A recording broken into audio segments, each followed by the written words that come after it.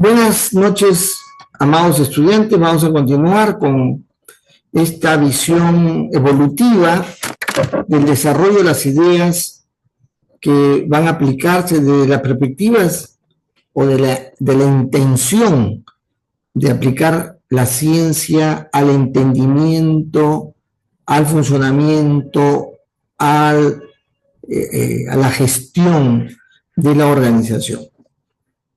Y decíamos que luego del desarrollo, digamos, despliegue de un enfoque clásico, tradicional, deviene en una transformación de enfoque con el enfoque del comportamiento o de las relaciones humanas, para desembocar luego de una gran carga ideológica, de marco ideológico y de ideas, de propuestas articuladas, este llamado enfoque situacional que habíamos mencionado, que pretende o que busca, es la manera como la época se tiñe de una situación de aprovechamiento circunstancial, de aprovechamiento tecnológico,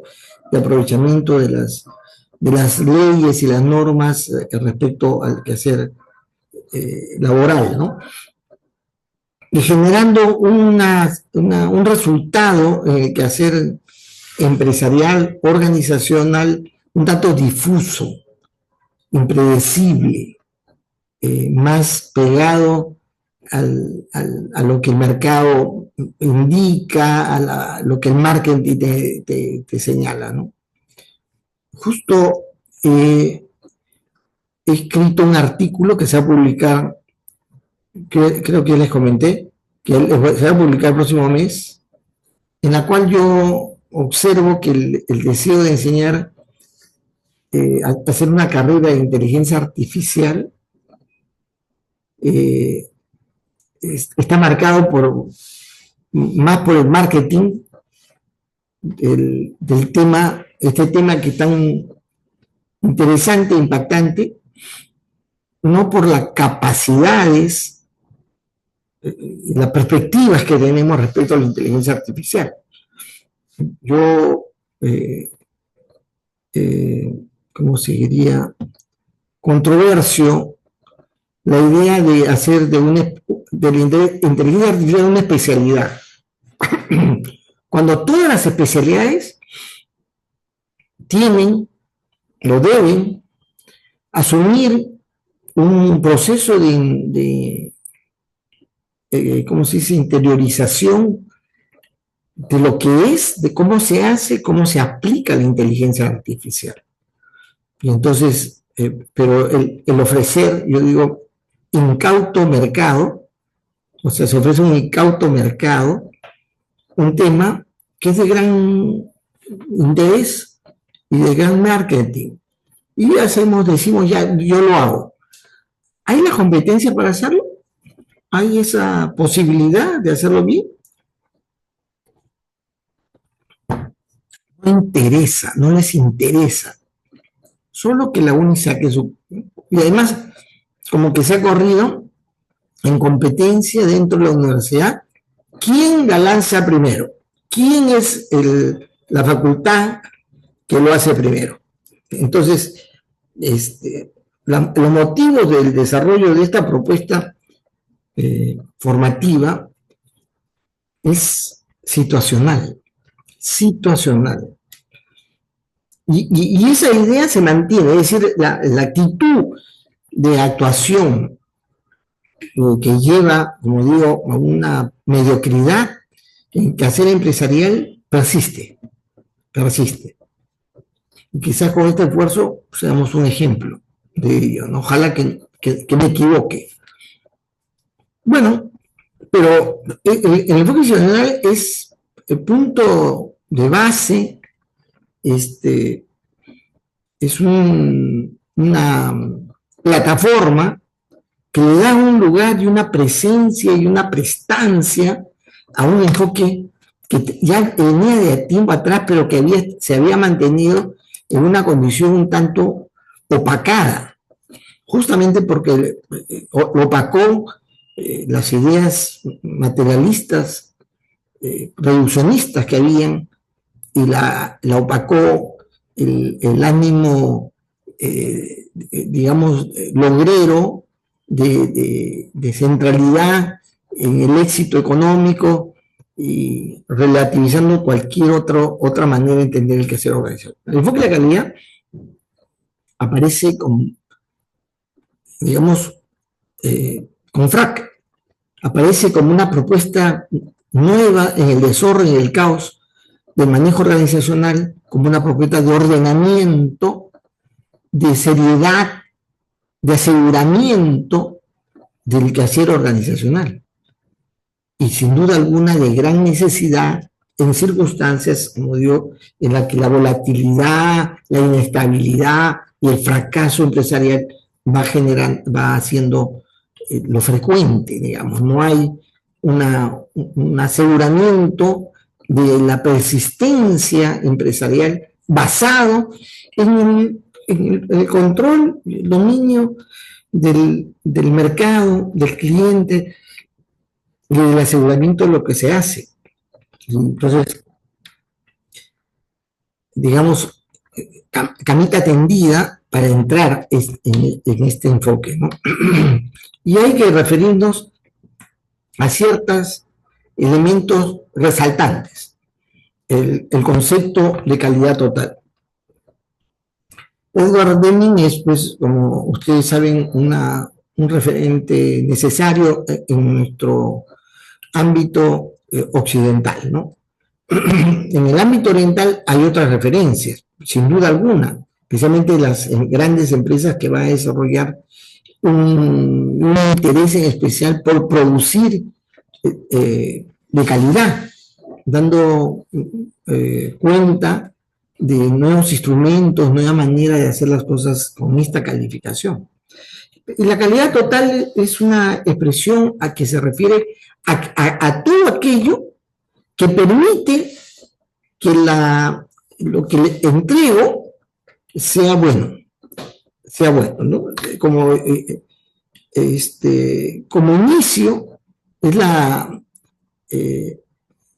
digamos, la búsqueda de que el producto final no tenga fallas, así se inicia, el producto no tiene fallas.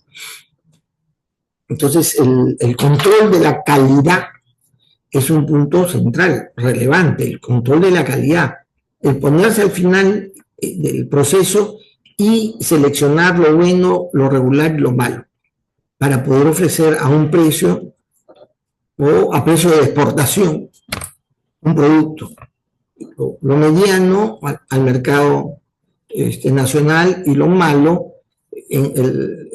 digamos, como insumo o en el reproceso del producto, que progresivamente va a migrar hacia una búsqueda de darle atención a aquello que justamente produce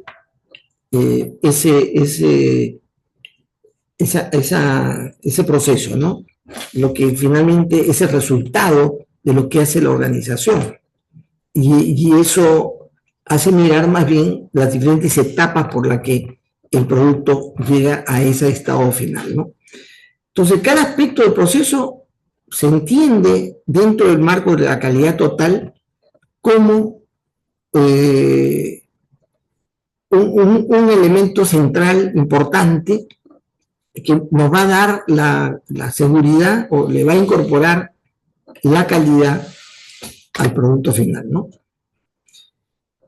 Y lo que nos deja Deming en esta idea, en este marco general de desarrollo de un enfoque de calidad total, es el ciclo Deming, que le va a llamar el ciclo, ¿no? El ciclo de la calidad, que es un buen diseño,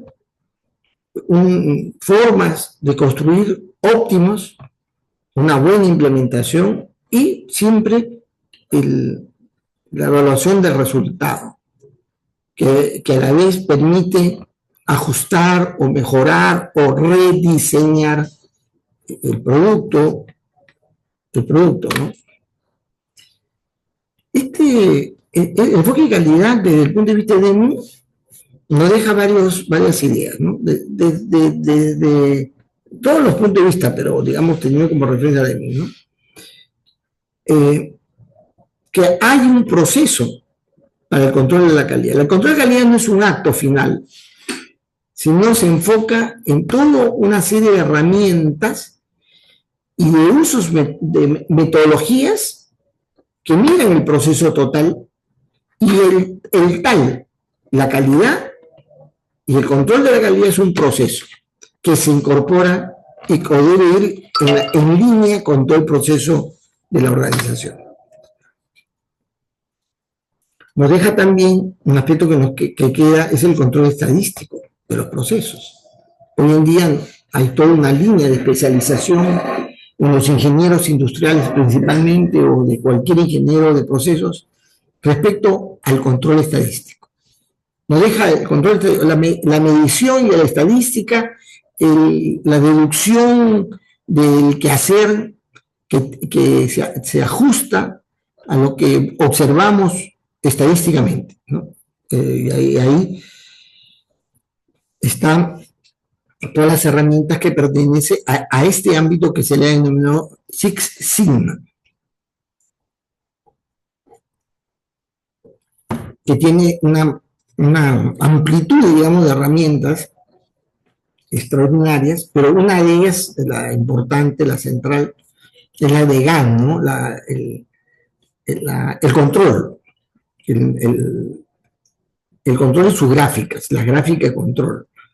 Entonces esto es un desarrollo muy amplio, más cercano al interés clásico de medir y de mejorar las cosas a partir de la medición. Ojo que esto rompe de una manera frontal y brutal el enfoque anterior, el enfoque situacional, que no interesa, digamos, mucho lo que vas a mejorar desde el punto de vista de tu proceso, de tu propio entendimiento del producto, sino le interesaba más responder a las circunstancias, al marketing, digamos, al deseo del mercado, ¿no? Otra cosa importante que nos deja el enfoque de la calidad desde la perspectiva de mí es que los procesos, vuelta a la escuela clásica, los procesos se deben formalizar. Los procesos deben estar formalizados.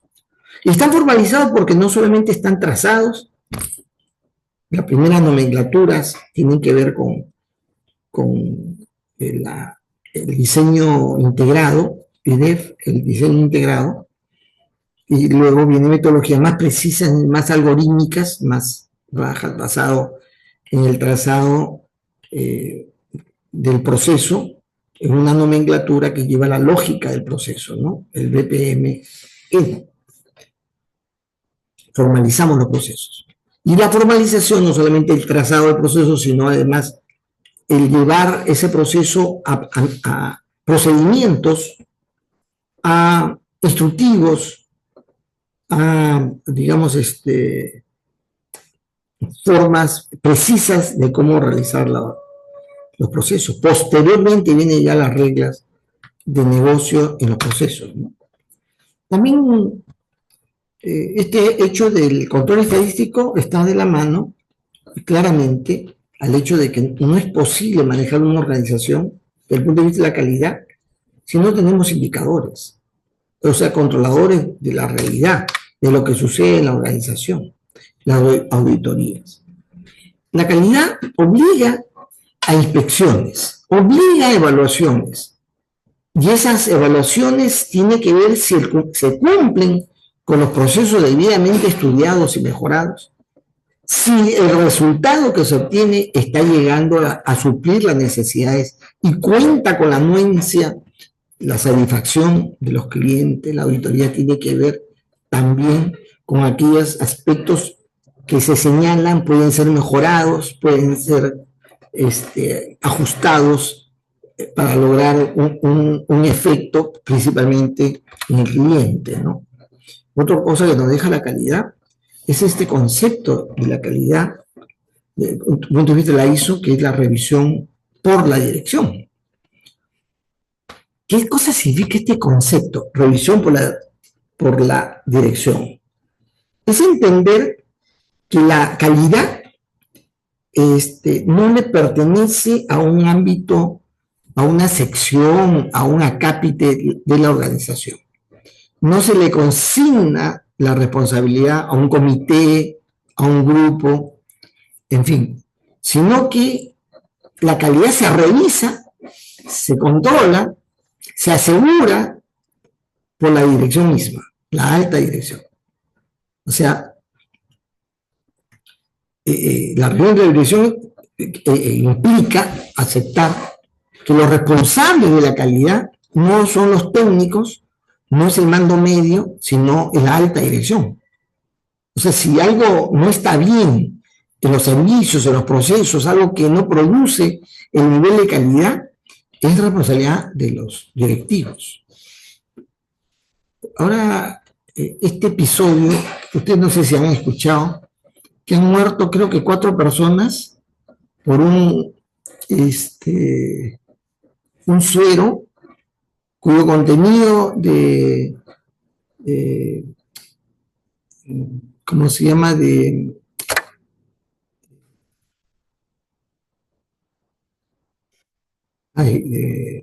sal, no, su contenido de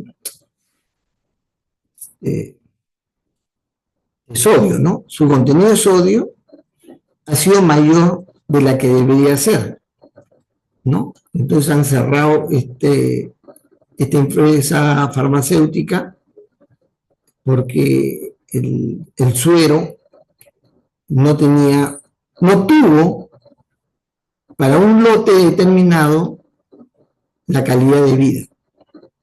Y que es lo que se dice, que falló el proceso, ¿no? El proceso de control, dado que un especialista, habiendo obtenido un resultado negativo, o sea, que no cumplía lo que se requería, hizo otra prueba a otra muestra, a una muestra buena, para pintar como resultado que el producto estaba bien.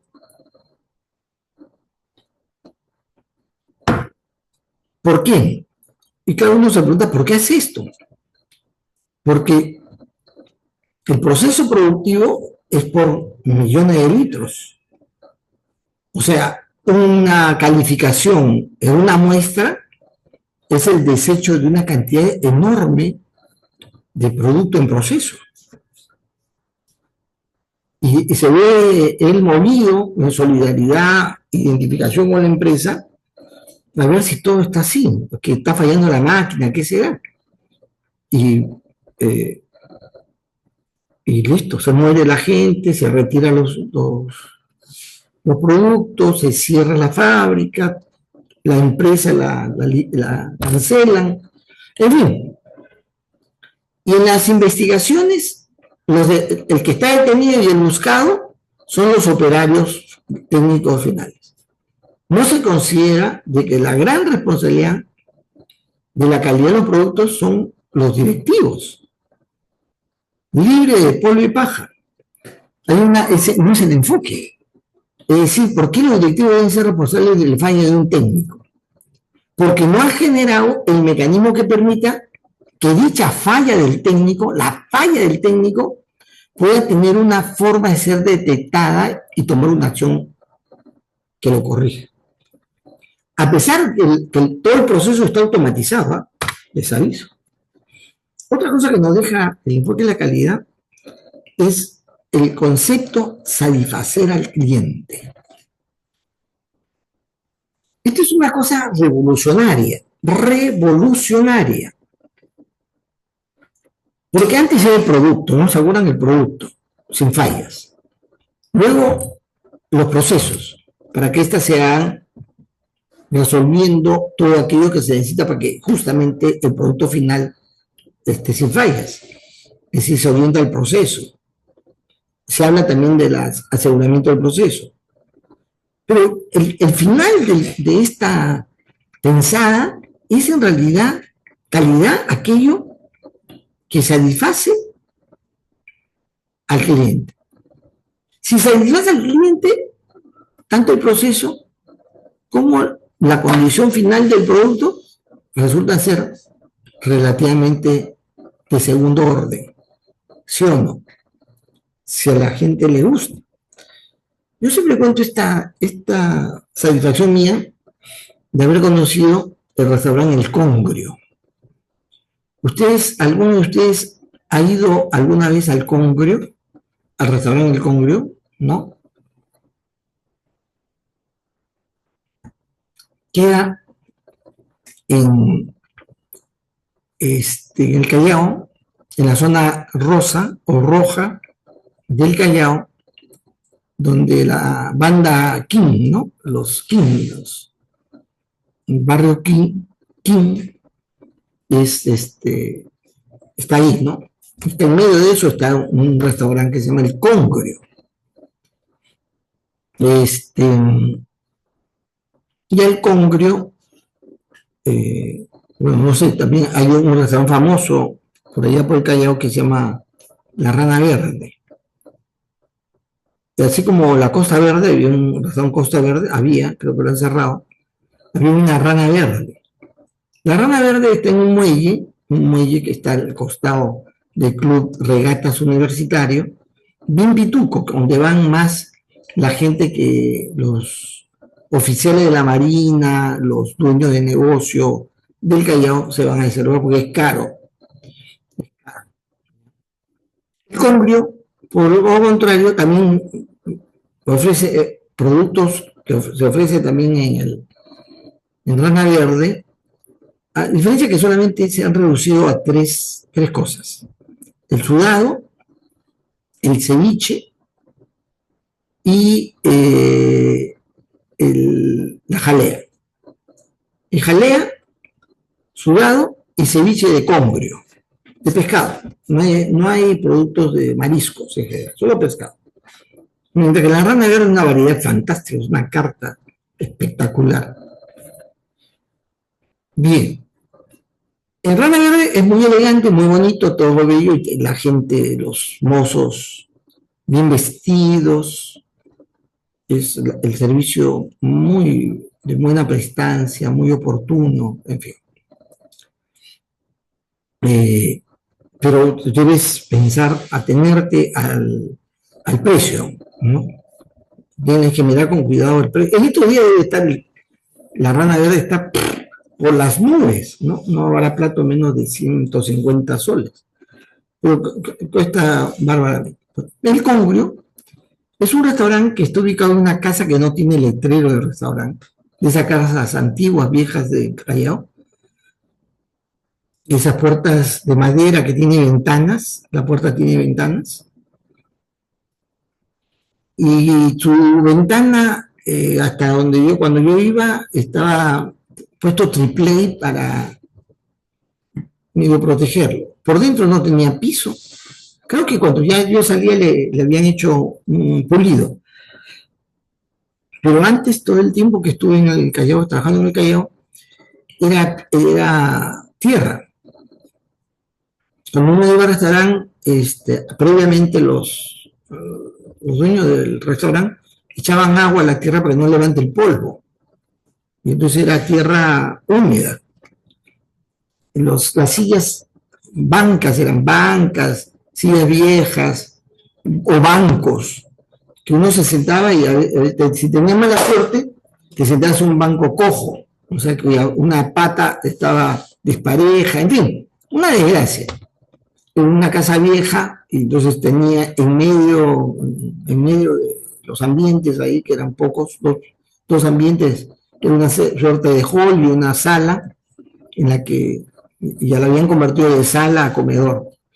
Y ahí apuntalada hacia el techo, porque los techos son esos antiguos, esos palos, esos palos que le llaman pie derecho, pie izquierdo, de construcción, así apuntalado. Y al costado las paredes de un lado, medias inclinadas, también apuntaladas con madera, ¿no? Con palos de madera. No de madera, de bambú. Bueno, el cóncreto. El cóncreto tenía también igual unas mesas dispares, ¿no? Viejas, esas antiguas, de fórmica, sin sus bordes de aluminio, ya muy viejas. Y atendía a un tipo que era un... Te preguntaba qué cosa querías, si tú tenías que decir jalea, sudado o ceviche,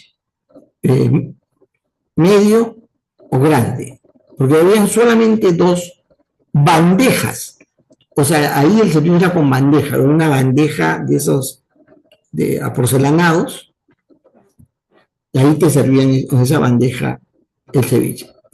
Y ya, tenía que siempre, o sea, depende de lo que ibas, ¿no? Si eran 3 personas de apetito medio, era una chica, una bandeja, entre 3 se podía acabar. Si eran de mucho comer, tenías que pedirte la grande, no el medio, sino la grande. En fin, así. Si iban chicas y chicos, tenías que calcular si era una bandeja pequeña, 2 bandejas pequeñas, una pequeña otra vez. Uno calculaba y pedías, pues, ¿no? Lo único que vendían eran esas 3 cosas en bandeja.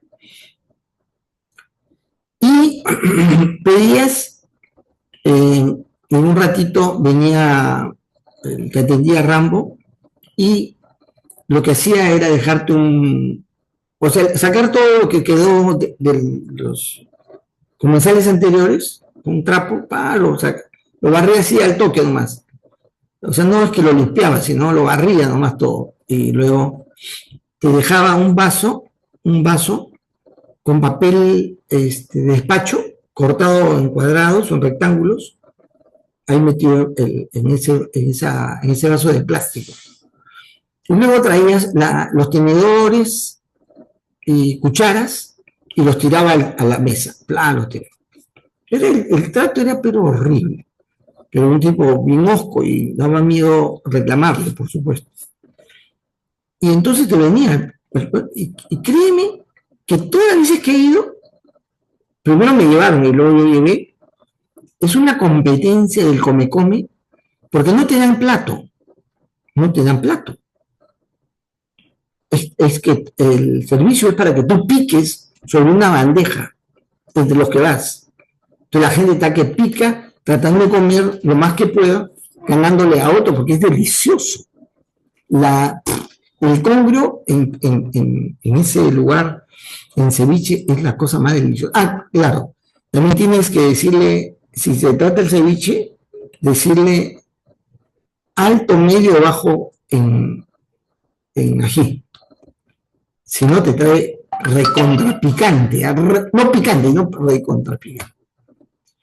¿Vieran la cantidad de gente que va y los autos que están estacionados afuera? Mercedes-Benz, Audis, carros pitucasos, que en la que nos encontramos con los dueños y los gerentes de las empresas importadoras, los grandes almacenes que están en el Callao. Mientras que tú te ibas a Rana Verde vacío, poca gente, alguna que otra gente que iba, a veces iban gente del Congreso, o sea, congresistas o ministros al Rana Verde, igual que a Costanera 700, ¿no? Poca gente. El otro estaba repleto siempre. Y ahí, Rambo abría la puerta. Para entrar tenías que tocar, no hay letero. Tenías que, la Rana Verde es evidente, que mucho anuncio, propaganda. Mientras que ese no. Es una casa cerrada, en la que Rambo, cuando tocan, él abre la puerta. Y cuando ya se les va acabando el producto, simplemente o no te abre, y cuando alguien va a salir, acompaña, y al que está afuera esperando, la gente que está esperando afuera, le dice, ya no atendemos, y ¡pop! Cierra. Es así, todo. Cuando yo iba, esa era la escena. Si tú llegabas al final, digamos a tiro de 3 de la tarde, era ya, o sea, chotear a todos los que venían cuando ya se había acabado. Agotaban su despensa de pescado. Y yo siempre recomendaba a los que yo llevaba y que iban a ir después, que antes de ir vayan a su baño a hacer sus necesidades. Que no se les ocurra pedir ir al baño en el congrio, para nada. Una asquerosidad. Bueno, satisfacción del cliente. Esos son uno de los huecos en el Callao, en la zona rosa, o sea, donde hay prostitución y delincuencia. Tienes que ir en auto, porque entonces a pie te calatean. Tienes que ir en auto. Y cuando en auto vas, no te asaltan ahí. Y los que cuidan el carro afuera son gente de la zona. Y entonces tú no debes dejar de ninguna manera poder pagar el cuidado del auto con monedas, para nada. Desde el comienzo se advierte, pues sale. De la gente que lleva te dice, ojo, cuidado, la propina para que cuide el auto es por lo menos 10 mangos. Pero yo te recomiendo darle 20. Así te dice. No, y los que están ahí, evidentemente, tienen antecedentes. Evidentemente. Y los antecedentes lo tienen en el cuello, en la cara. O sea, se nota que esos patas han vivido en el Yauca y han vivido de muy jóvenes en circunstancias complicadas. Congrio. Cuando hablamos de satisfacción del cliente, ustedes, me hubiera gustado tener la oportunidad de llevar a mis estudiantes para que vivan la experiencia. Vivan la experiencia. Pero la sorpresa es que al entrar te encuentras con gente elegante, gente blanca, no de nuestra raza, para nada. Muy pocos. Yo voy porque yo soy alto funcionario de la zona. ¿Cuánto costaba la bandeja de ceviche? 35 o 45 soles. El mediano y el grande. O sea, para presa. O sea, ¿por qué? Porque los dueños de ese restaurante en realidad son pescadores. El congrio nació hace muchísimos años porque la esposa del pescador que era el abuelo ahí de la casa, a los amigos de su esposo, la señora, a los amigos de su esposo, les invitaba a almorzar. Y ellos llevaban el pescado y ella le preparaba uno de estos 3 platos que le digo. Y lo ponían en fuente para que piquen. Para que piquen. Y así quedó la idea. Picar. Entonces te ponen tu tenedor y tú debes picar. Ya con el tiempo debe haber cambiado eso, ¿no? No sé cómo es que hace tiempo que ya no quiero ir porque la delincuencia es bien brava, ¿no? O sea, ha habido aumento de delincuencia tanto por los extranjeros como por los nacionales, ¿no? Ya no voy ni loco, pero era una cosa maravillosa. Lo que quiero decir es, el enfoque, la calidad, tiene que verse de una perspectiva distinta. Ahí va la gente. ¿Qué es lo que encuentra él? Primero la aventura de ir a la zona, no, la zona pituca, no, zona pituca no. Es la zona, los bajos fondos del Callao, los bajos fondos. No es los bajos fondos que está para el lado de Loreto, ni para los la zona, son 2 zonas, ¿no? De los barracones, que hay Loreto, y del otro lado, que es la zona conlindante al puerto. Son zonas también bravas, ¿no? Pero esta es una zona también antigua, clásica de los king, de los famosos king, que toman dominio ahí, pero no, está totalmente, ¿cómo se dice?, protegida. por estos patas. Y como la familia esa que dueño del Congo, son familia muy conocida, muy respetada. Además, como el negocio es fantástico, son gente que ayuda. Es de gente del Callao, ¿no? La gente del Callao son solidarios entre ellos. Ahorita están matando a los venezolanos, ¿saben eso, no? Que están persiguiendo a los venezolanos, los están amenazando. Acaban de darle vuelta a dos muchachos, ¿no? Venezolanos que han, bueno, están esos, pero son ellos entre ellos muy solidarios, ¿no? Satisfacción del cliente, imagen de la organización. Es un tema que hay que revisar con objetividad de cómo la empresa hoy en día entiende la calidad. ¿Qué le doy al cliente? Algo que le satisface. No solamente una oportunidad que te presenta el cliente, sino de asegurar que lo que haces sea bueno, pero a la vez tenga aquellos elementos que atraigan al cliente,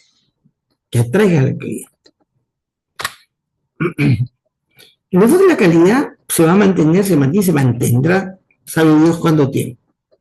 Pero viene apareciendo en estas fechas, en estos días, a partir del inicio de este siglo, una manera de entender la realidad en forma prospectiva, en virtud de la idea de que las mejoras se van a dar vinculándose a las al nuevo mundo tecnológico, hacia el mundo digital. Entonces, el enfoque empresarial un enfoque se acerca más a esta visualización de la realidad que es organísmica y sistémica, que le vamos a llamar prospectivo porque mira el negocio en términos de éxito hacia adelante, que es más pegado al enfoque cibernético de la organización. ¿Qué características tienen estas empresas contemporáneas que van hacia el futuro? Son flexibles, se adaptan y por lo tanto su gestión estratégica es dinámica, es permanente y dinámica. No hay objetivos rígidos, ¿no? Cores establecidos, pero sí se camina buscando una madurez en ello, ¿no? No simplemente saltar de una manera casi díscola entre diferentes condiciones y situaciones del contexto, ¿no? También una característica es que la organización se siente parte de un conglomerado, se siente parte de un ámbito de negocio, al cual se le llama organización extendida, que la organización se mide en la relación con los clientes, en la relación con los proveedores, en una visión más amplia de qué cosas debe abarcar y lograr. Además, la organización trata de integrarse por dentro y trata de integrarse por fuera, es decir, de establecer nexos de integración en procesos, en productos, en suministros, integrarse. Es decir, no se mira a la organización fuera de esa intencionalidad. Las decisiones son descentralizadas, ahora reticulares, las organizaciones son más reticulares. Entonces se crean redes en las cuales se le da autonomía a cada unidad, muy cercano al enfoque viable, ¿no? Pero además, la organización moderna es una organización que busca gestionar en forma integrada su información. Por eso el éxito extraordinario y las fortunas que se llevan las ERP, los constructores de sistemas corporativos, o los ERP, los sistemas empresariales. Porque en la época del desarrollo atomizado, departamentalizado, una época de fiebre por el desarrollo, por la construcción, el software, etcétera, ha generado instituciones poco eficientes, donde el ejercicio tecnológico, desarrollar sistemas de información resulta en reiteradas duplicidades, en falta de integración, en, digamos, rebasarse de capacidades no utilizadas o mal utilizadas. Es una desgracia. Ahora, los sistemas integrados vuelven a tener una posición. Al inicio del desarrollo computacional esto era una idea, pero fue perdida por la gran revolución microcomputacional. Hoy en día se está retomando la organización moderna que va hacia el futuro, gestiona en forma integral. Además, no es posible hacer inteligencia, sistemas inteligentes sin que esto se dé, sin que la información lo esté manejando en forma integrada. También el entendimiento del funcionamiento organizacional sobre la base de crear formas de gestión, tanto los procesos como la gestión de la información, se basa en arquitecturas, en claridad en las arquitecturas empresariales, en la que los puntos centrales están la gestión de los procesos y la gestión de la calidad. El marco, arquitecturas empresariales, pero los instrumentos en la gestión de procesos y la gestión de la calidad. Muchas organizaciones que van caminando hacia el futuro tienen un enfoque de proyectos. En la que el proyecto es la manera, es el camino, es el instrumento, es la estrategia para cambiar la organización. Es la gestión del cambio y la gestión de proyectos. Y las soluciones hoy en día se le está dando cada vez más, posible con mucho más énfasis posteriormente, al darle mayor reconocimiento, ubicación, reconocimiento y remuneración a los roles. Y pasar de ese énfasis superlativo del cargo a los roles. Antes el cargo era el remunerado, el cargo se remuneraba. Mientras más, mejor cargo tenías, mejor remuneración. Hoy día no. ¿Quién produce más valor? ¿Quién le entrega a la organización o qué le entrega a la organización un valor que le dé mayor éxito y mayor ganancia? Las empresas americanas, en ese sentido, las grandes, tienen claro eso. Sus mejores pagados son aquellos que le dan valor a la organización. Otro aspecto que hoy en día la vivimos casi empujándonos, casi atropellándonos, es la importancia que tiene la gestión del conocimiento y la gestión de la inteligencia organizacional. Lea mi artículo, la que voy a publicar el próximo mes, en la que hablo de la inteligencia artificial y de la poca responsabilidad en ofrecer una carrera. O sea, la gestión de la inteligencia es muy importante en la organización.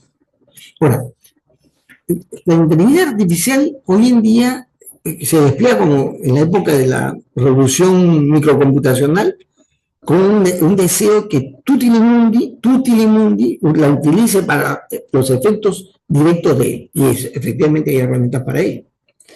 Pero visto desde el punto de vista empresarial, la inteligencia artificial me debe servir para el éxito, la eficacia de todo el negocio, de toda la organización, no para el éxito individual dentro de la organización. Otro aspecto es que se recupera desde el punto de vista del enfoque de sistemas, esta gran potencialidad de las soluciones heterogéneas, la diversidad estratégica. Hay una diversidad estratégica que tiene que ver con el hecho de incorporar en la organización criterios apropiados, adecuados al ámbito, a una área de mercado, a cierto tipo de productos, y eso ayuda mucho a la incorporación de ideas distintas en la organización, ¿no? Y también la inter y transdisciplinariedad. La interdisciplinaridad porque los proyectos y los aspectos relacionados a los procesos son mejor manejados interdisciplinariamente. Y la gente que suyo desempeño tiene un gran valor son aquella gente que domina, no son del lenguaje, de los diferentes aspectos o los colaterales de la organización, sino que además los entiende y puede formular alternativas frente a ello. Entonces hay que conocer de leyes, de aspectos relacionados al campo laboral, hay que conocer sobre los procesos mismos, sobre las tecnologías que se utilizan, en fin. La transdisciplinaridad es un aspecto notorio en la organización moderna.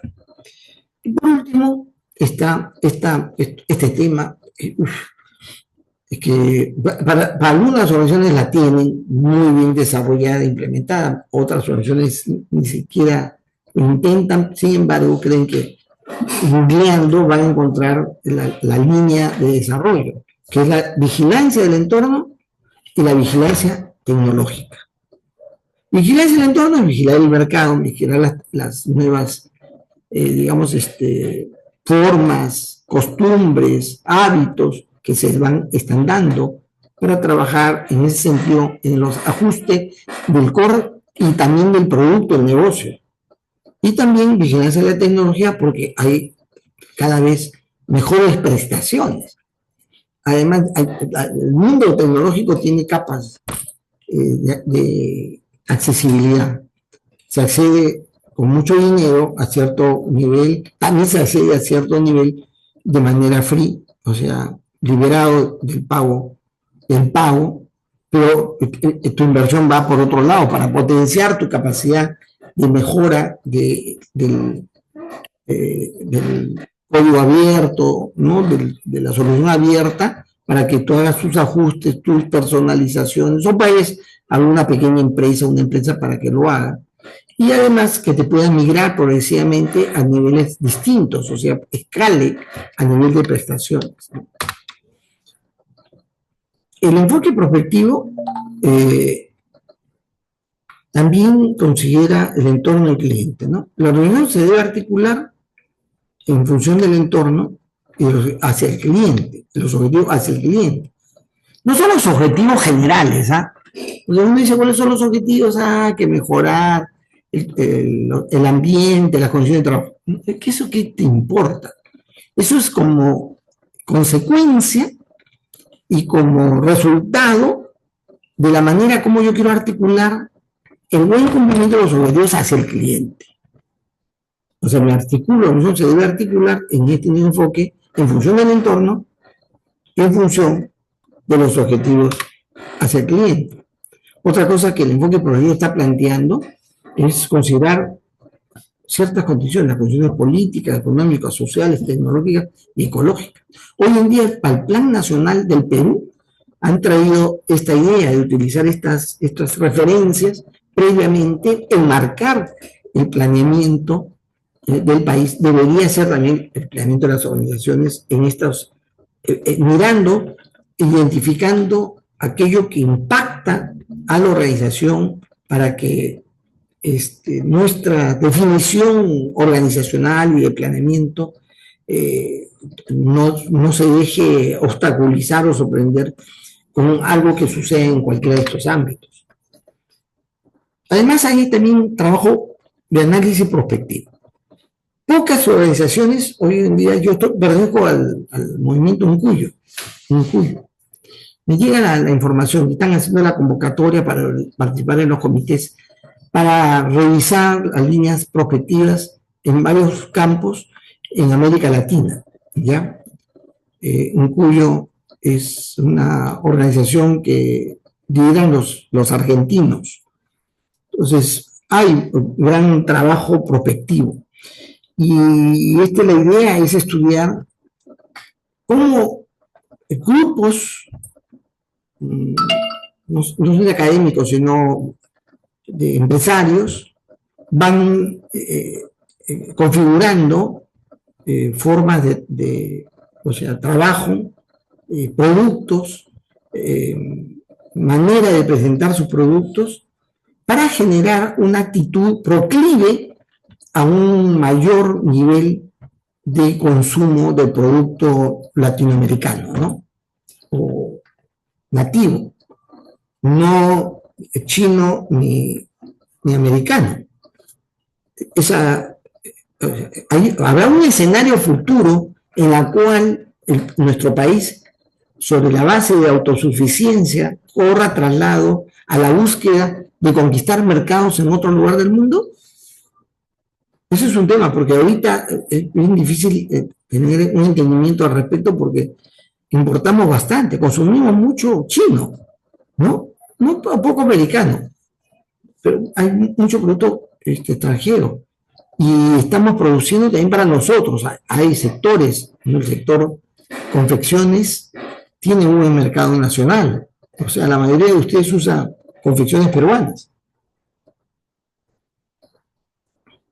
Acabo, el día de ayer he ido con mi nieto a comprarle su ropa como regalo de cumpleaños, porque es su cumpleaños este viernes. Y entonces le he dicho, vamos, te compro. Y hemos ido a Gamarra, pues, está feliz con sus buzos, sus camisetas que le he comprado. Porque hay una producción nacional, pero es decir, nuestro mercado nacional da la posibilidad de sentar bases hacia el desarrollo, sí y no, ¿no? Es decir, tenemos que ir hacia una visión mucho más amplia.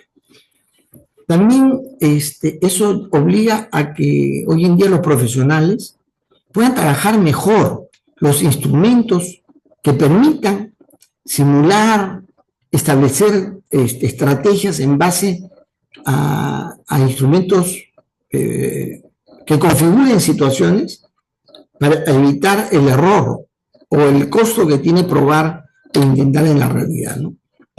También el enfoque productivo nos lleva hoy en día a una natural búsqueda de integración y, como hemos dicho, de constituir, o sea, tener claridad formal en lo que entendemos como arquitectura empresarial, ¿no? El conocimiento de inteligencia, ya hemos dicho, es un factor relevante y se enfoca en procesos, a la integración interna o externa, ¿no? La inteligencia tiene, en ese sentido, una prestación espectacular el día de hoy, ¿no? Y nos va a llevar también, lógicamente, nos está llevando ya a una gestión estratégica eficaz y nos está llevando a una gestión de la inteligencia organizacional, que se puede hacer sin IA, sin IA se puede hacer, pero con la IA es más capacidad que nos da. Otro aspecto importante, ahora la importancia de las capacidades humanas, pero relacionado a las capacidades que vienen del, como sería del capital relacional y del capital estructural que toda organización tiene. Es decir, las vinculaciones, las buenas relaciones que se dan, y también al hecho de que ya se tiene en la organización capacidades y destrezas establecidas, ¿no? O sea, el capital intelectual incluye el capital relacional, el capital estructural y el capital humano. Entonces, eso es muy importante, conjuntamente con el desarrollo de la... O sea, no puede haber un desarrollo tecnológico si tu capital intelectual no cambia, no avanza. Y por último, también el enfoque prospectivo obliga a la gestión de la calidad y herramientas cuantitativas en el manejo de la organización. Bueno, no sé si hay preguntas. Si están ahí, ¿no? Si están ahí. Yo estoy cumpliendo con explicar lo que voy a preguntar en los exámenes, ¿no? No sé si me están atendiendo o no, porque están apagados ahí, escondidos en la oscuridad. No veo si están atendiendo. Pero bueno, no hay preguntas. Es decir, ¿Todo está claro? No, no hay atención a lo que digo. Cuando trabajamos como ingenieros, ¿no? Ingenieros de sistemas, eh, nuestro ánimo y actitud de despliegue tiene una perspectiva amplia. Y si nos ubicamos apropiadamente en la organización, lo que vamos a pretender es contribuir, dar un aporte al desarrollo de las competencias organizacionales. Una cosa es la competencia personal y otra cosa es la competencia organizacional. Yo puedo tener gente bien capacitada, preparada, bien competente en ciertas materias, pero que no le añaden ese valor a la organización. ¿Ya? Sin duda que las capacidades empresariales se sostienen básicamente en las capacidades humanas, es correcto. Pero a veces las capacidades vinculadas a la gestión de los procesos, al establecimiento de condiciones de calidad y al control de las operaciones, hacen que las capacidades humanas tornen en un componente relativamente de menor rango. ¿Ya? Pero nosotros creemos que hay que desarrollar competencias y nuestra participación no era la organización en esa perspectiva, desarrollar competencias empresariales. ¿Qué se quiere en ese sentido? ¿Cuál es el ámbito, los componentes que tiene la competencia empresarial que hay que desarrollar? Primero, su capacidad articuladora. Su capacidad articuladora. Es decir, una empresa que no tiene ordenado, armonizado y articulado lo que hace, lo que piensa, en fin, no está yendo bien. Es decir, un aporte es articular el negocio. Segundo, darle fuerza y empuje. Empuje. Yo siempre digo que a la selección peruana le falta empuje. Es decir, ir con todo. Ir con todo.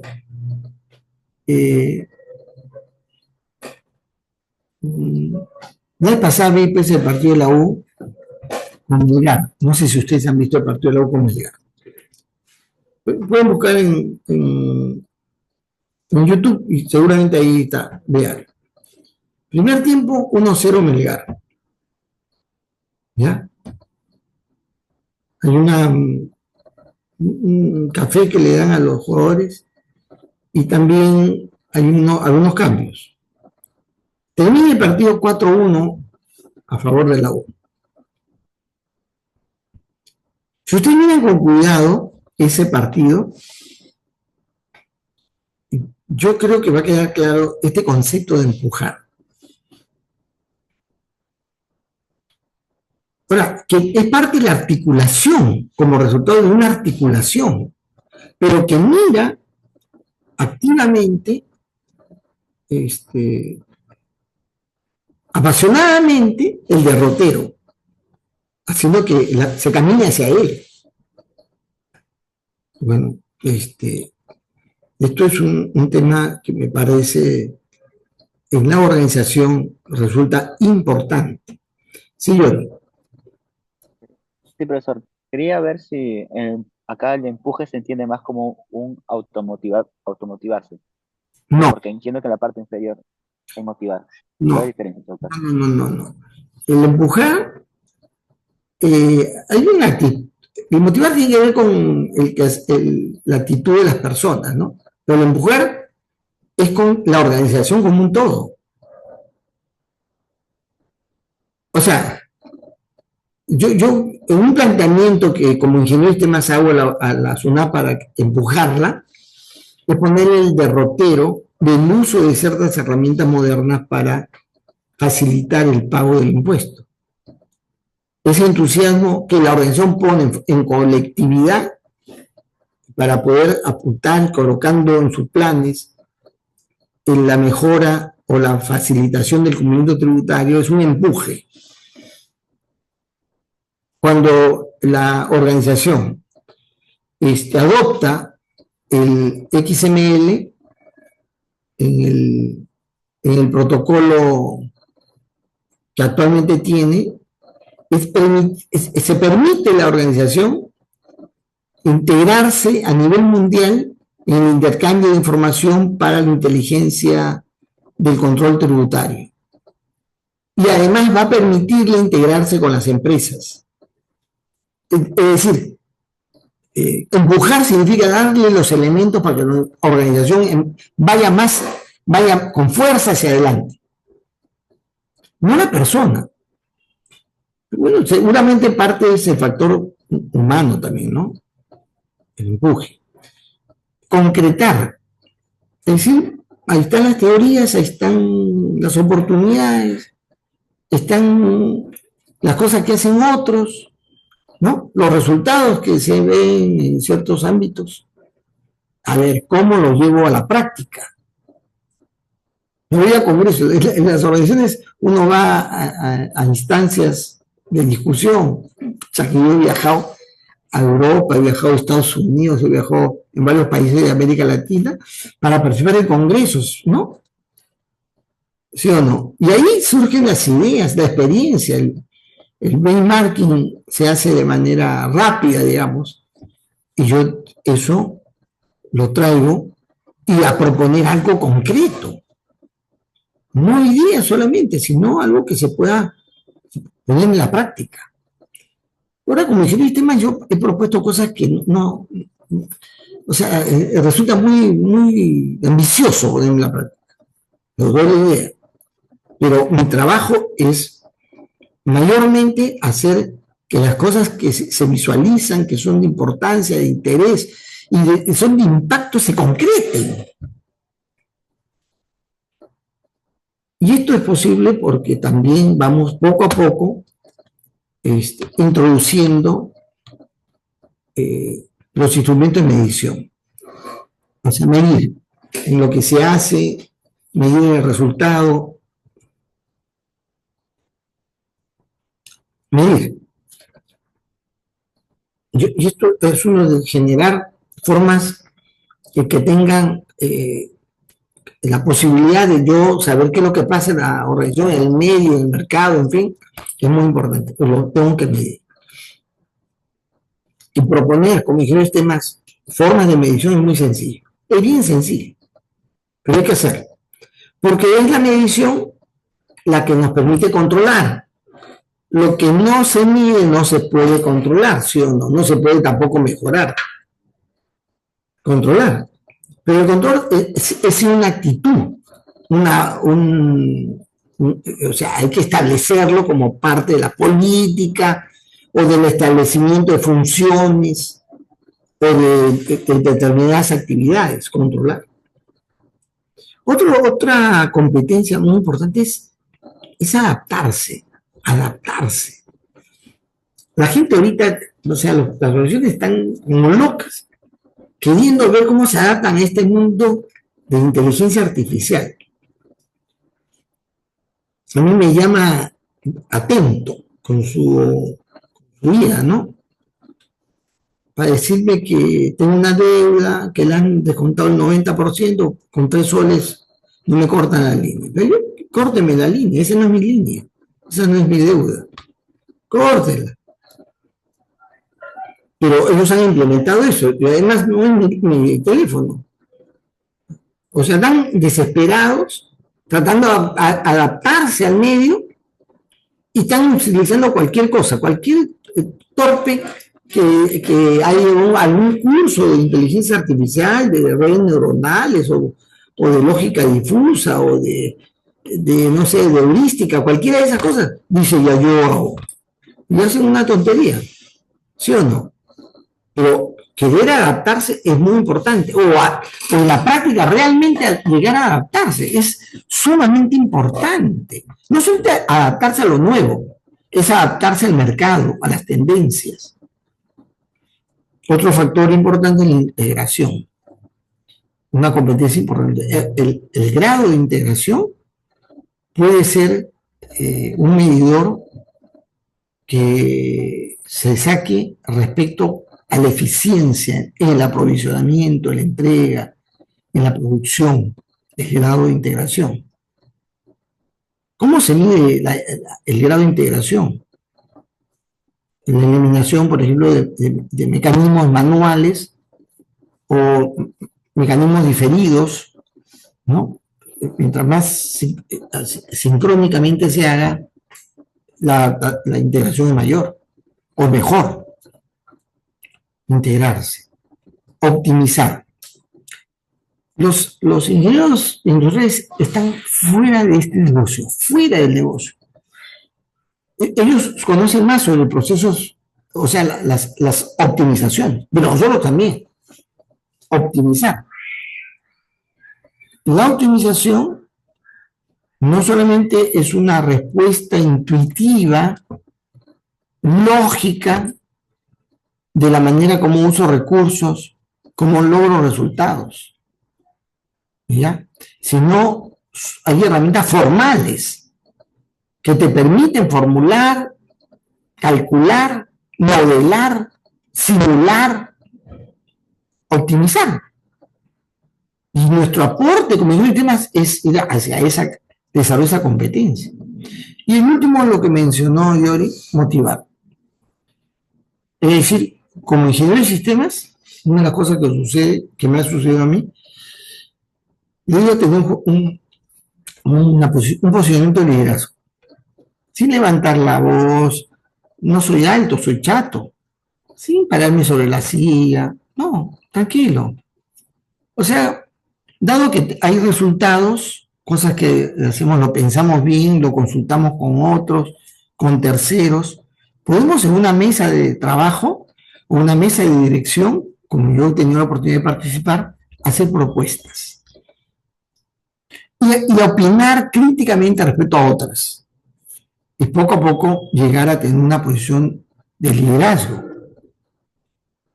Y eso nos facilita la posibilidad de generar proyectos, generar propuestas, promocionar a la gente, o sea, ser los mentores, los mentoring de personas, motivar a la gente, no es un ejercicio sencillo. En la organización el jefe, en la universidad el profesor, no motiva, desmotiva, pone las dificultades, plantea las barreras, ¿no? Las vallas las levanta, pero sí hay formas de influir en colegas, a los propios jefes, motivar con respecto a las cosas que se pueden lograr hacer. El desarrollo de las competencias empresariales tiene un abordaje praxeológico, que es tomar la realidad y los hechos para poder, digamos, dar el soporte o generar este despliegue de competencias. Lo abordamos praxeológicamente en virtud de lo experimentado, ¿no? Es decir, lo hicimos, lo tratamos de hacer, hemos aprendido esto, ¿no? La experiencia. Segundo, la comparación con lo que se hace en otro lado, ¿sí? Para eso estas competencias se sostienen en modelos, en principios que están plasmados, formalizados, que yo puedo luego comparar, hacer benchmarking con otras instancias. Y hago benchmarking para compararme y hago benchmarking para adoptar, para tomar lo bueno de otros. Otra forma praxeológica de apoyar el desarrollo de competencias empresariales es el estudio de casos. Mucha literatura se ha producido para el tratamiento de casos. Hay enseñanza basada en la casuística. Yo no sé cómo es su universidad, pero su posgrado, su maestría ha sido tradicionalmente casuística. Lo de la católica, ¿cómo se llama el posgrado de la católica? He hecho estudios yo y se me dio el nombre. Bueno, su posgrado también ha ido tornando a ser un espacio de tratamiento de casos. ¿Qué es lo que pasa? Yo tengo, bueno, yo me compré algún momento por un tema de una consultoría que me dieron, me compré un libro de 1000 casos, porque había muchos de esos casos que me podían ayudar a hacer propuestas en donde tenía que hacer una consultoría. Y existen publicaciones que te muestran el caso, los casos más relevantes, la Coca-Cola, las aerolíneas, que han sido tratados por universidades prestigiosas, Harvard, Oxford. Entonces, así también podemos apuntalar el desarrollo de capacidades y de competencias, el tratamiento de casos. El modelamiento, es decir, el modelamiento y la simulación van de la mano, que es poner en un ámbito simulado y ir moldeándose, generando un modelo cada vez mejorado de una propuesta que nos lleve a mejor medir, a mejor controlar, en fin, ¿no? Está también el foro. El foro es un lugar donde la praxeología es muy rica. ¿Por qué? Bueno, yo he tratado de estar en algunos foros, ¿no? Claro, se requiere uno entrar con cierto sentido de suficiencia. Yo puedo participar porque yo conozco el tema y puedo dar mi opinión. He ido a foros, o sea, de diferentes tipos, en la cual se discute la importancia, el lugar, las dificultades, en fin. Es un tema basado en la opinión experta, de gente experta que dice, y me encanta.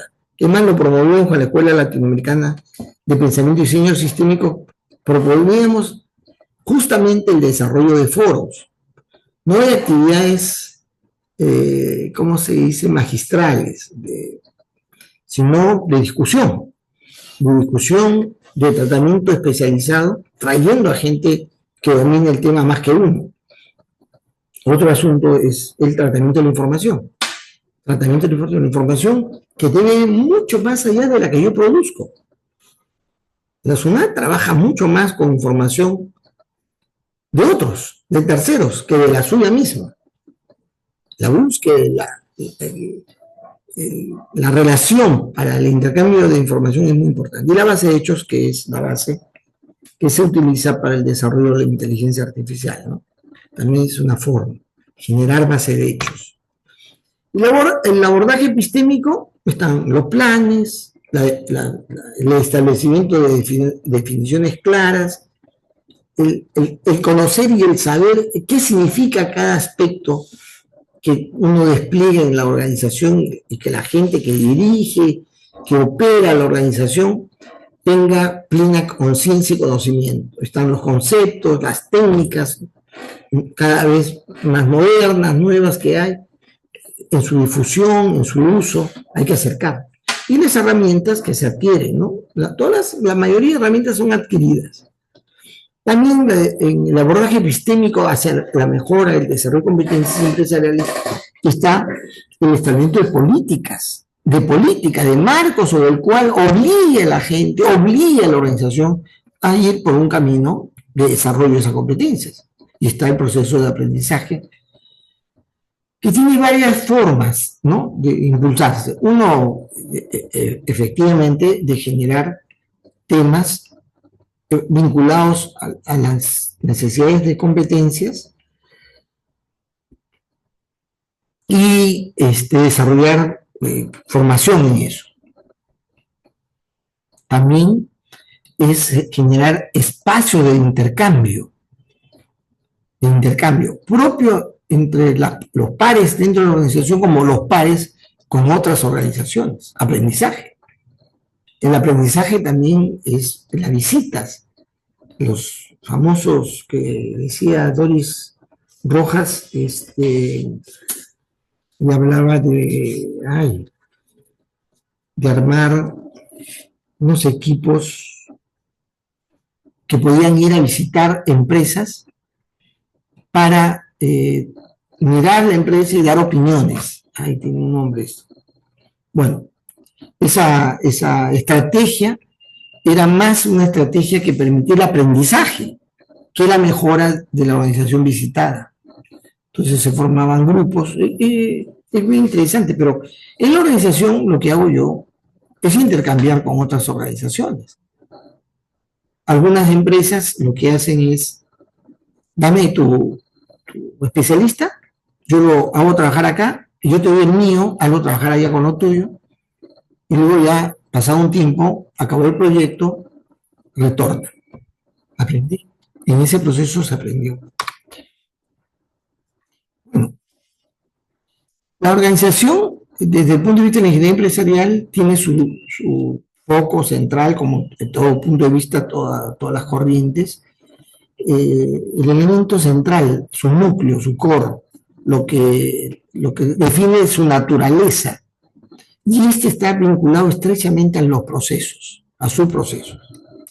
O sea, dado un core determinado, hay procesos que obligadamente hay que desarrollar.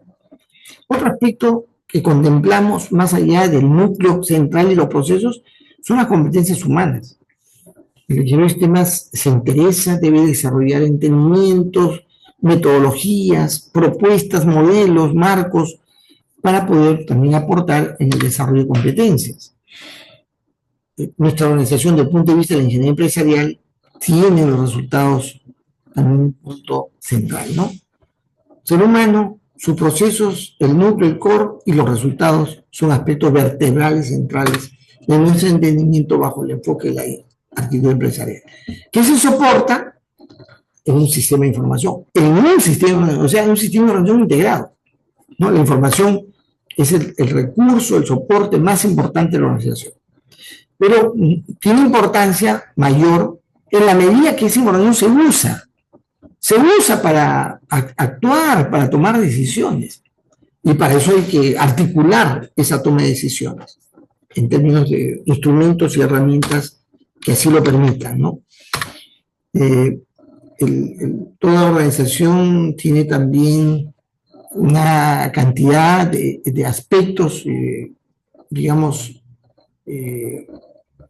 de temas que son complementarios, no está en el centro del negocio, pero que es necesario desarrollar. Su economía, los métodos de trabajo, el uso tecnológico para la producción, el uso tecnológico para la gestión de la información, los recursos, y todo esto requiere un entendimiento particular.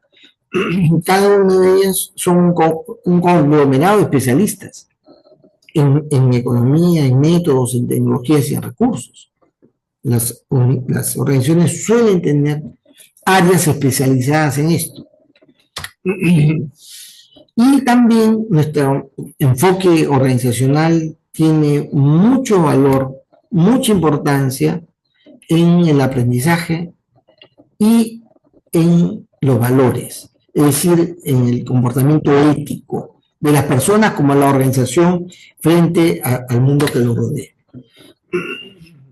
¿Cómo construimos, para acabar, esta concepción final? Porque vamos a pasar ahora a una mirada más de ciclo de vida del negocio hacia adelante. Terminamos cerrando con una comprensión constructivista de la organización, ¿no? Es una concepción evolutiva, constructivista del complejo organizacional, que tiene como base aspectos a considerar que provienen del enfoque clásico, científico clásico, en la que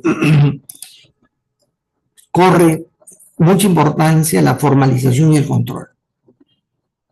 Y tomamos del enfoque del comportamiento humano como aspecto fundamental, valioso, de gran valor, las relaciones y la motivación, ¿sí? Es decir, vamos construyendo hacia la organización, una visión de la organización moderna, los diferentes aspectos que a lo largo de la historia, del deseo, de la intención de aplicar el pensamiento, la ciencia, el pensamiento científico, nos deja este conjunto de elementos, el enfoque clásico con la formación y el control, el enfoque del comportamiento humano, las relaciones, la motivación. El enfoque del sistema, sin duda alguna, la integración y la adaptación en la organización, ¿no? no hay manera de enfocar la organización desde el punto de vista del sistema si no es integrada. Y además con inteligencia adaptativa, con inteligencia para adaptarse. El enfoque de calidad nos aporta, nos deja la medición y la mejora continua, ¿correcto? Hay componentes que van articulando con los anteriores una visión mucho mejor moldeada hacia el desarrollo de una organización que va a poder tener éxito hacia adelante. El enfoque institucional, por más que fue el ámbito, el caldo de total pérdida de personalidad, de calidad, nos deja la idea de la actuación por demanda, on demand, y el quehacer ajustado al uso eficiente de la tecnología. No solamente la tecnología de información, sino la tecnología de la producción también, ¿no? Y el enfoque prospectivo nos está dejando el manejo apropiado de la información y el aprovechamiento de la inteligencia organizacional y artificial, ¿no? La inteligencia natural y la inteligencia artificial. Y todo ello, toda esta conceptualización, digamos, deduciendo de lo que se ha producido a lo largo de toda la historia del desarrollo del conocimiento científico organizacional, la idea de abordar de una manera mejor el entorno como punto de razonamiento, de inteligencia previa, de exploración previa y del cliente, ¿no? En la búsqueda de satisfacer al cliente de manera previa. Preguntas.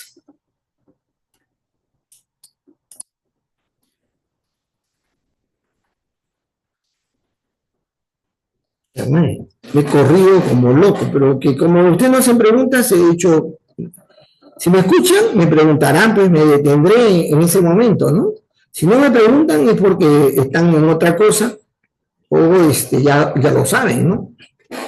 Por eso he avanzado rapidito. ¿Preguntas? Gracias.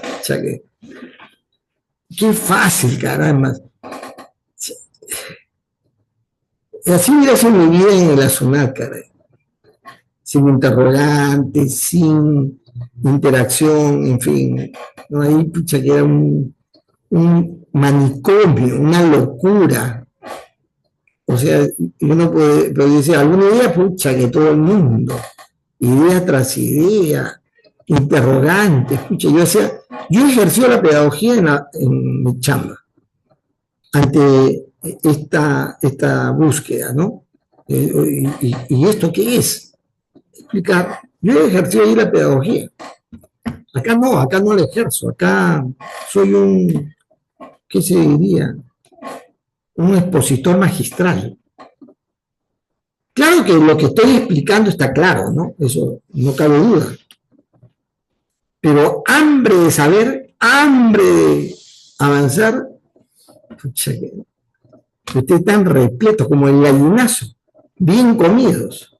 Uy, a ver, Yori quiere sacar la cara en esto. A ver, Yori, dime. No, más que todo, creo, profesor, para mí creo que sería una magnífica experiencia de repente ver casos, de repente vidas reales que usted ha podido implementar, ¿no? Creo que eso nos ayudaría a nosotros a poder tener más como que más contexto, porque a veces nosotros lo tenemos que armar con nuestro contexto, nosotros tenemos, ¿no? De repente unos practicantes o recién iniciando, ni siquiera, o de repente desde afuera, pero usted que ya tiene años en las industrias, pues de repente nos dice, mira, yo expliqué esto y lo planteé así, creo que eso nos ayudaría como a retroalimentar más, ¿no? Porque entiendo que... Pero tengo la impresión que si yo le doy una narrativa de algunos temas, va a dar la impresión que estoy franeleándome, digamos. Estoy atarantándolos. Porque sí puede ser, por ejemplo, yo trabajé en la implementación de la primera base de datos relacional en el Perú. ¿Saben qué cosa es una base de datos? ¿Qué es una base de datos, Diego? Lo entiendo más práctico. No tanto teórico, pero es un donde se almacena la información, puedes hacer consultas y las relacionales están compuestas por tablas, entidades que guardan un orden lógico.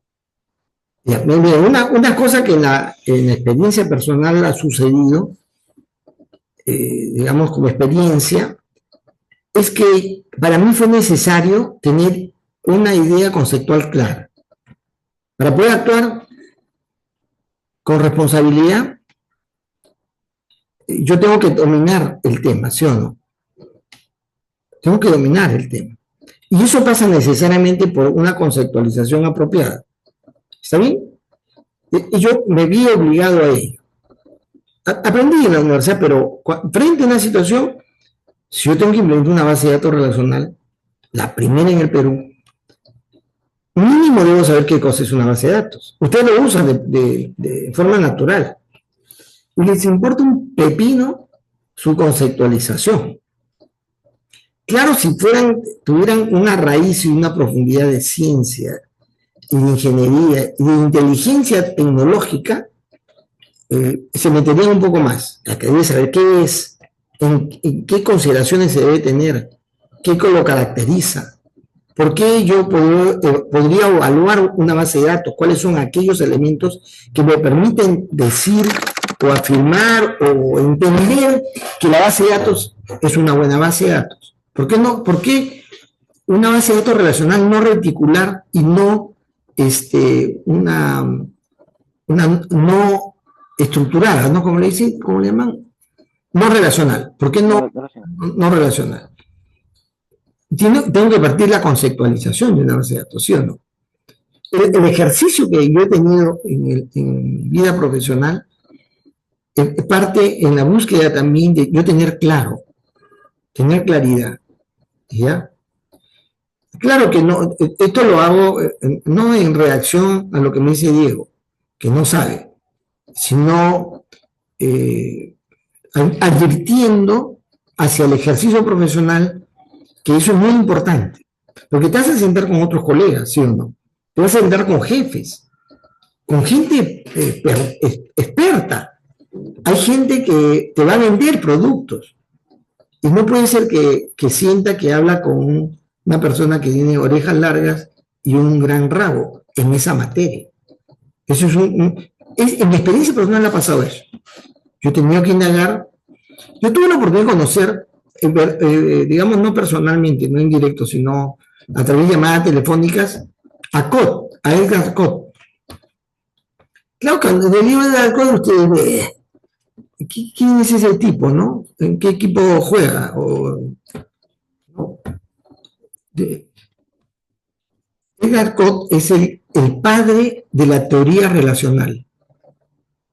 Cuando yo hablo de una base de datos relacional, se basa en toda una conceptualización. Para hablar yo con él, antes me informé, porque el SQL Data System fue el primer producto que dio el Perú, y para implementarla, lógicamente tenía que saber de qué se trataba, porque antes usábamos bases de datos jerárquicas, o sea, su arquitectura, la manera como se estructuraba, ¿cómo se dice? Se le da mantenimiento, se optimizaba la base de datos jerárquica, era distinto a lo que luego fue la base de datos relacional. Si bien yo era modelador macroeconómico, al usar la herramienta de la base de datos relacional, o de la base de datos, perdón, era instrumental. Si bien era instrumental, yo ganaba más compenetrándome más en ese dominio técnico. Yo no soy informático, pero créanme que les he enseñado a los informáticos. Créanme. Les he enseñado a ellos. Porque ellos aprenden a usar, pero ni saben cuáles son los aspectos que están detrás. Entonces yo implementé, y lo primero que hice fue tener dominio de la teoría relacional, conocerlo, por lo menos familiarizarme. La segunda cosa que hice es tratar de averiguar dónde más se había implementado en América Latina, porque Perú era la primera vez, y sí lo sabíamos porque el padre, el dueño del modelo y del producto que se canalizaba a través de IBM, estaba ahí, en IBM. Y entonces, averiguar. Y en América era Estados Unidos, Japón, en países en el mundo donde nosotros podíamos tener contacto, tratamos de comunicar. Como yo no domino mucho el inglés, lo sé, pero una conversación con un profesional, entonces busqué un traductor para que me ayudara, ¿no? Un intérprete para ayudar a la pregunta. Preguntar, pero antes de preguntar tonterías, de preguntar burradas, que en este salón sí es posible hacerlo, ¿no? Pero cuando tratas ya con un profesional de ese rango, no, pues no. La menor cantidad de preguntas burras tienes que hacer. Entonces, lo que hice es documentarme bien, tratar con un pata que había también pasó la misma experiencia que iba a pasar yo, para preguntarle, ¿no? ¿Qué cosa es? ¿Cómo es? Y así tomamos contacto con alguien en los Estados Unidos que no trabajaba para IBM, sino trabajaba para otra compañía que utilizaba DBFs, utilizaba Database File, ¿no? DBF era Database File, o sea, era una arquitectura de archivo, entre comillas, singular, pero era una persona bien entendida sobre base de datos y yo aprendí de él. Y ya, luego, pues, el tratar con COT, maravilloso, fue maravilloso porque igual, ¿no? Con el intérprete de video, él no hizo una clase porque él sabía que el mundo no se sabía, pues no. O sea, yo estaba yendo con susto, acobardado, avergonzado, pero sucede que ese tipo sabía que yo no sabía, ¿no? Yo no me tenía que aparentar saber. Y entonces me dio una clase, o sea, nos dio, porque yo no trabajé solo, soy un equipo de gente, todo el mundo se metió a la conferencia que se hizo telefónica, conferencia telefónica, no conferencia visual. Estamos hablando, yo tenía, o sea, eso estamos hablando de hace 50 años, pues, ¿no? Medio siglo, hace medio siglo. Entonces la conferencia telefónica fue una explicación, o con un pata de IBM, pucha, que su nombre se me ha ido, ya falleció, caray. Un pata de IBM que nos dibujaba en la pizarra, lo que él hablaba lo dibujaba. Y a veces él le preguntaba, no, ¿dónde pongo? ¿Qué pongo acá ya? Y ahí yo aprendí sobre, primero teoría relacional, luego base de datos relacional. El producto viene empaquetado, ¿no? No es que tú lo tienes que meterlo como si fuera un Lego. No, se carga. Lo que de siempre, un paquete, vas conociendo las funcionalidades. Pero esas funcionalidades hacen referencia a elementos cuyos conceptos debes saber, ¿no? Entonces, eso. Demoré, pero bueno, luego hicimos un ejemplo, con COD se hizo un ejemplo, bien bacán, bien sencillo y suficiente para que sea la plantilla de lo que venía después en pequeña experiencia de ir implementando las funcionalidades, ¿no? Conociendo. Y claro, no sé si ustedes alguna vez han trabajado con IBM, sus manuales eran cosas serias, estaban en inglés. Por ahora era un manual versión 1, digamos, versión 0, es decir, recién producido, y con una colega mío, no colega, trabajó conmigo, pero era de la Católica, Rosario Blitas, que conocí el inglés de Paporreta, que fue el intérprete también, y con ella leíamos el manual, pues, ¿no? Y aprendimos yo lo implementé. Esta es una experiencia el que hacer. Usted va a encontrarse con temas nuevos también. Navegar, buscar lo más que se pueda. Y tratar de llegar a alguien que ha tenido una experiencia sin temor de decirle, no conozco, recién estoy entrando, ¿puedes explicarme lo básico? Con un colega, un pata, ¿no? Alguien de la U que ha salido de la U, cualquier pata que tengas confianza. Y luego ya llegarte al más experto, que normalmente son los proveedores. Los proveedores, esos patas, ahí tienen los tigres. Y aprendes ahí, tomas nota, no te hagas el sabiondo, ojo, ¿eh? Por más que seas de la uni y que has sido alumno de Llanos, no te hagas el que sabes, el que tiras, no, para nada, sencillo. Yo así me echo de conocimiento y me echo de buena posición, con sencillez, no. Yo como usted no me hago el bacán, pero cuando estoy trabajando, yo no pregunto sin temor. Oye, aguanta, ¿qué significa eso? No entiendo.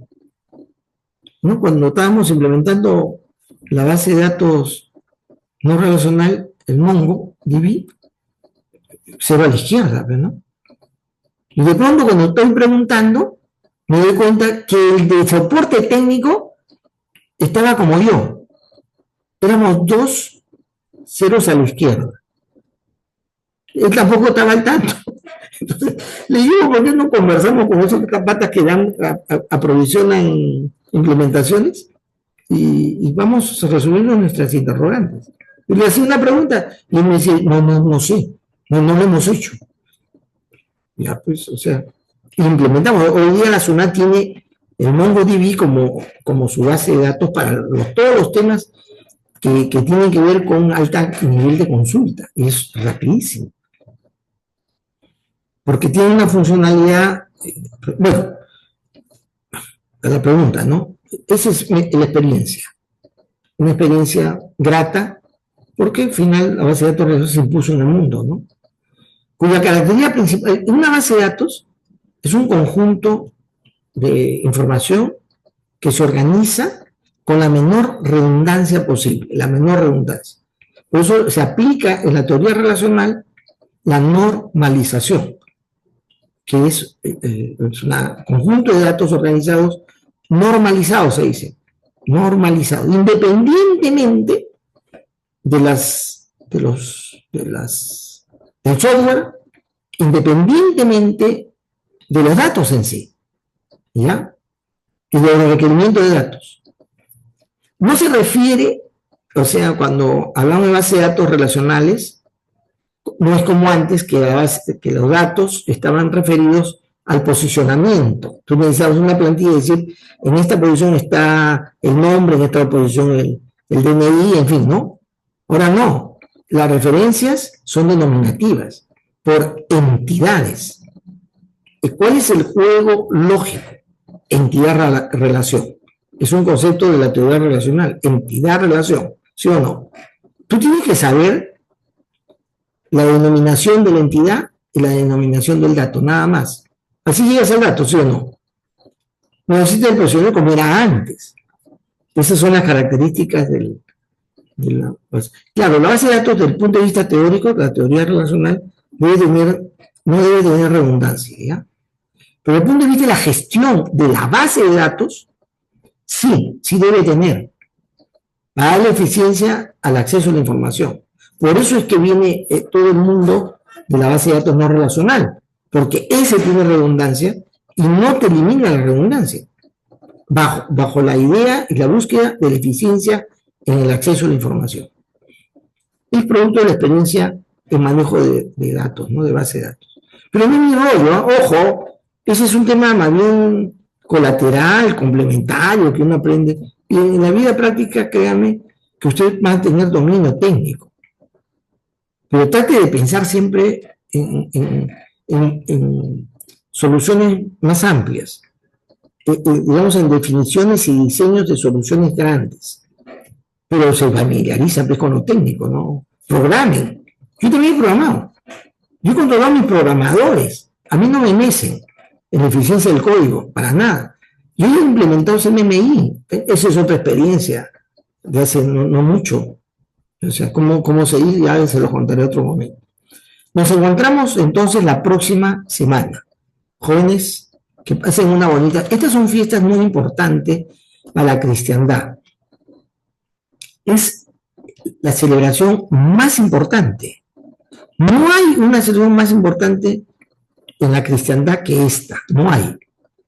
Claro que ustedes celebran la Navidad como creyendo celebrar la cristiandad, ¿sí o no? Ustedes se regalan o regalan, ¿no? Pero no es celebración cristiana. La Navidad es una celebración pagana, comercial, que usa como pretexto el nacimiento de Jesús, que no fue en diciembre.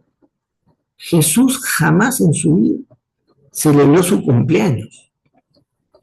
Esa es una práctica occidental, ¿sí o no? El cumpleaños. Jesús, nada que ver. Sus apóstoles tampoco jamás celebraron su cumpleaños. Hay solamente dos evangelistas que refieren el nacimiento de Jesús. Uno, por razón de darle cuenta a las profecías.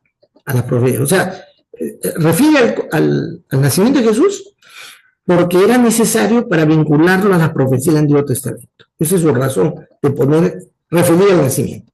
No porque el nacimiento fuera algo sumamente brillante. Y otro sí, es porque le quería dar contexto histórico, Lucas. O sea, le dice, nació Jesús en el tiempo de Herodes, siendo gobernante César Augusto, en fin, le da contexto histórico, porque Lucas es un historiador, el que escribe el Evangelio de Lucas, que quiere darle contexto, por eso se refiere al nacimiento de Jesús, en qué momento es. No es porque crean que el nacimiento tiene importancia, ocupa menos del 1% de lo escrito en los evangelios. Lo que más ocupa en los evangelios, de repente el 60%, es esta semana, la semana de la pasión y muerte de Jesús. Es lo que más se habla. Y en los escritos, las cartas que vienen de Pablo, de Juan, y todo el resto de Santiago, se ocupan del tema de la muerte y la resurrección de Jesús. No se ocupan del nacimiento. Entonces, es un tema, no es tema de la fe cristiana, no es tema, no importa. A algunos mismos se le ocurrió, pues, queriendo tener público, juntar la celebración pagana con entre comillas, el nacimiento de Jesús, y utilizó esa festividad. Y se quedó como la idea de celebrar la nación de Jesús. Pero no celebrar la nación de Jesús, por si acaso, comiendo tu pavo, tu panetón, no sé qué estás celebrando, pero dándote regalos y toda esa vaina, no sé. Es un tema totalmente distinto a la idea de Jesús. Cuando Jesús, la narrativa dice que se va, lo que le dice a sus discípulos, les dice casi como una orden, y cada vez que se reúnan, recuerden y les da a tomar vino y comparte el pan, ¿sí o no? Recuerden que esto representa mi sangre y esto representa mi cuerpo, mi muerte. O sea, lo que Jesús quiere hacer, les pide a los discípulos que recuerden su obra final, lo que mejor hizo. Fíjense, celebrar si aún no creas no seas cristiano, el recuerdo de Jesús es una cosa importante, porque nuestra cultura occidental tiene un componente de estructuración jurídica basado en las ideas que nos deja el Imperio Romano, ¿no? Es la concepción romana del Senado, la democracia y todo eso, nos viene de ellos, ¿ah? La manera de pensar, de razonar las cosas y la amplitud en el tema del culto al ser humano y al cuerpo y al deporte, todo eso viene de la cultura griega, lo griego. Pero nuestra concepción de la moral, de no matar, de ver mal que tú le quites la mujer de otro, la concepción del amor al prójimo, no de los derechos humanos, proviene de la fe cristiana. La fe cristiana tiene un impacto enorme en la sociedad que hoy vivimos. ¿Sí o no? Tiene un gran impacto. Por eso estas fechas son importantes para el mundo, porque muchos de los valores de la realidad en la que vivimos provienen de la fe cristiana. Y esta es la celebración central. Esta semana es la celebración central. Ahora, ¿cómo quisieran ustedes lo recuerden? A ver, hay gente que cada vez que ve el cumpleaños del fallecido, celebran el cumpleaños, cuando ya no cumple años. Ya murió, pues ya no se cumple años. El cumpleaños es porque tiene así una fecha y al año siguiente, en esa fecha, yo cumplí 1 año de vida, ¿no? Pues ya te moriste porque tienes que celebrar el cumpleaños. Es bien correja, ¿no? Pero hay gente que hace eso, porque le cuenta un gran valor de celebrar los cumpleaños, ¿sí o no? Pero yo cuando me muera no quiero que me recuerden mi cumpleaños. Ni siquiera le voy a dar el dato de cuándo cumpleaños. ¿Cómo quisiera que me recuerden? Por lo que hice, ¿sí o no? Claro que van a recordar que lo jalé, pero ya, eso también hice, pues, ¿no? Está bien. Pero lo que hice es lo más importante, el recuerdo de alguien importante. Jesús fue una persona que no escribió un libro. No hay nada escrito de Jesús, acuérdense. Los grandes famosos han escrito, ¿sí o no? Segundo, no tuvo un ejército. Los grandes famosos tuvieron un ejército, conquistaron reinos.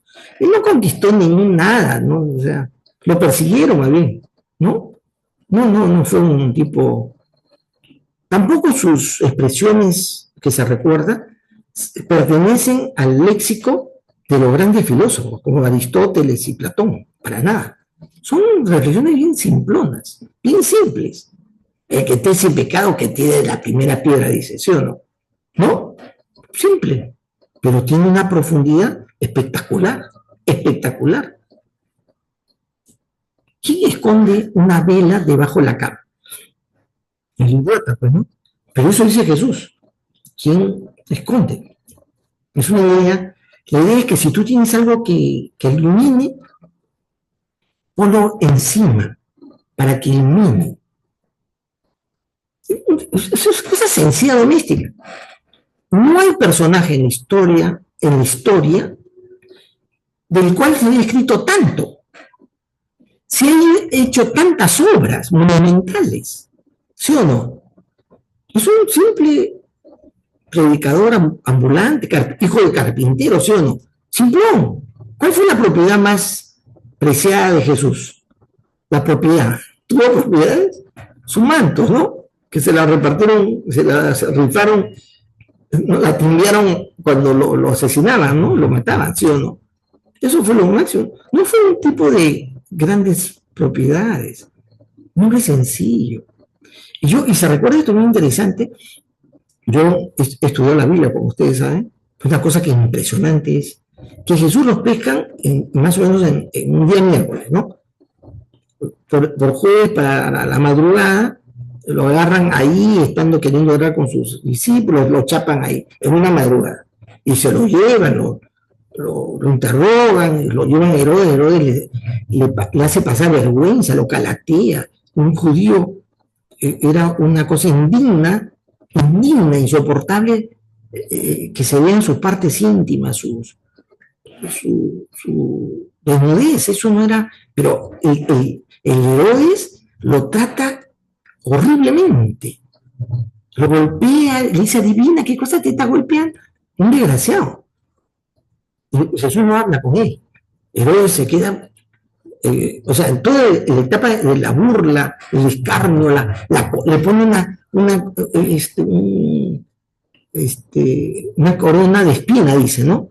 Ustedes hagan la prueba, véanle a López Alea que les preste de él, debe tener uno, para que vean cuánto dolor se produce en la cabeza cuando tienes algo que te hinca.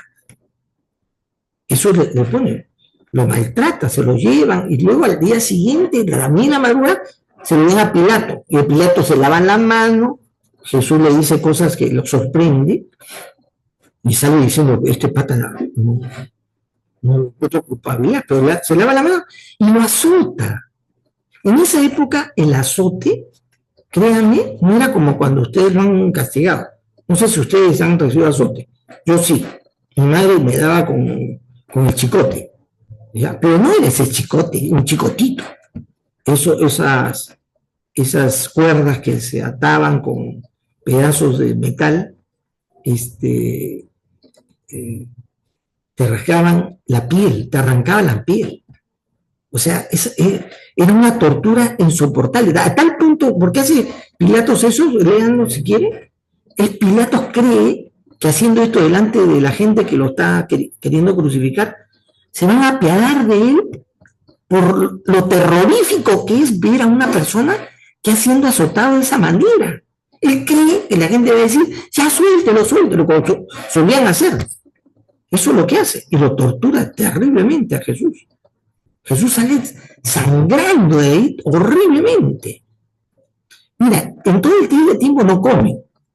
No, si ustedes ven en la narrativa, no hay tiempo para que le den de comer, no come nada. Está, digamos, torturado, sin comer, sin tomar.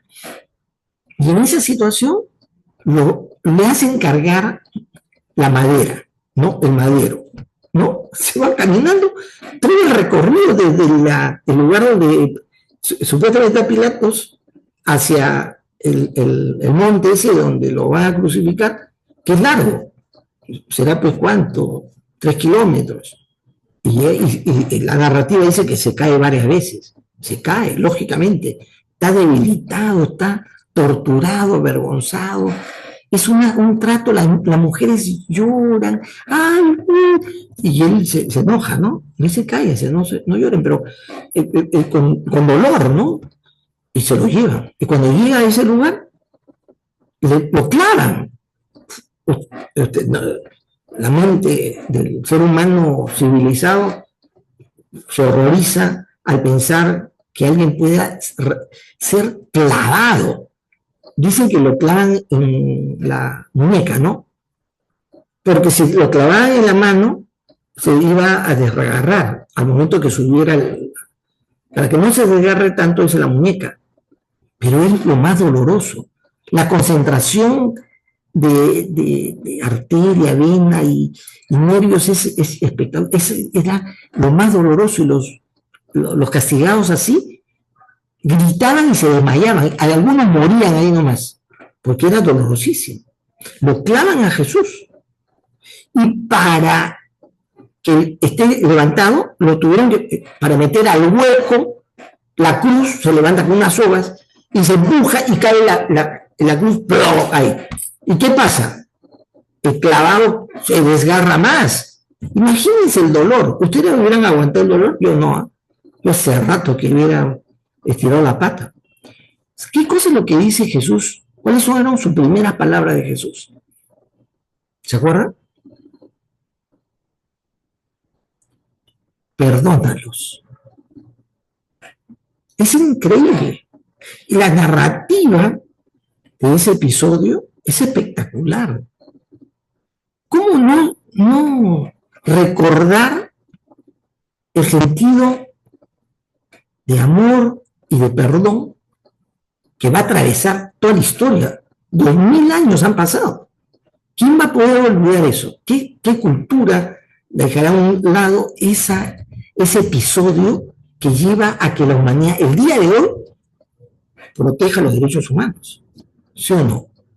Considera que maltratar a la mujer es malo. O sea, discriminar a gente de otro color, de otra raza, es inspirado en la obra de Jesús. Por eso recordar a Jesús en esta fecha es bueno. Es bueno. Aún uno no sea cristiano, aún uno no sea cristiano. Eso, que pasen una bonita semana y nos encontramos la próxima. Muy buenas noches, jóvenes.